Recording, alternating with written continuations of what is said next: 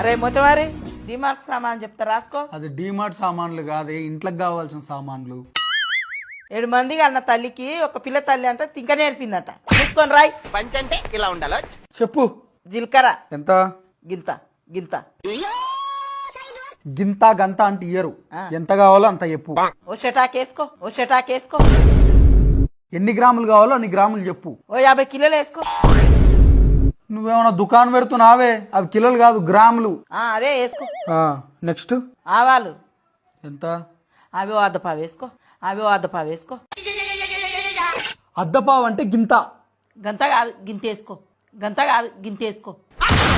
మళ్ళీ పంచ్. గింతనేలే, ఎన్ని గ్రాములో చెప్పు. 100 గ్రాములు వేసుకో. అట్లా చెప్పు. తర్వాత టాయిలెట్ టాయిలెట్ పోయిరాపు. టాయిలెట్ కాదురా, దోమలు వస్తే చచ్చిపోతాయి చూడు గది. అది